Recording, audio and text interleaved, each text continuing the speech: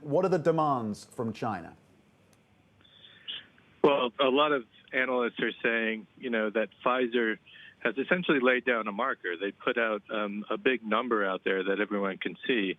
And so far, none of the leading Chinese vaccine makers have published similar data. And so, with questions about trust in China globally, after the outbreak in Wuhan, people are really saying, okay, for the world to trust the Chinese vaccine, we're going to need some hard data and some numbers along the lines of what Pfizer has given. Yeah, it's interesting. The EU's ambassador to China said the problem for him is that is this vaccine a global public good or a China public good, saying that it's really two different notions there. Yeah, it's after the PPE diplomacy, there were strings attached with that. So a lot of countries are a bit wary of what other demands China might make in distributing a vaccine. And there's certainly a feeling in China that a vaccine, leading that could prove a diplomatic boon, especially as it's been under the gun, more widely in its fight with the U.S., but it's also clashed with Southeast Asian nations over territorial disputes. It's in a military clash with India. It's knocked heads with Japan.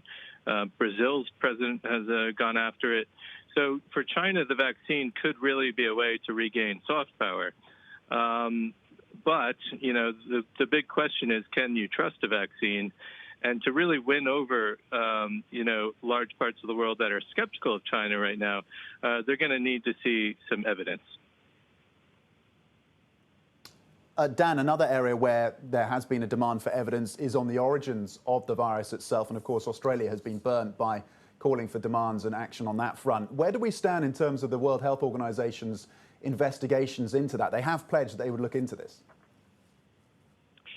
Yeah, they have pledged that, and China has said it would cooperate. And the devil's still in the details of how far that will go. We know that the initial investigation was watered down a bit on that front, and there has been no, significant progress to say one way or the other when anything conclusive will come out of that.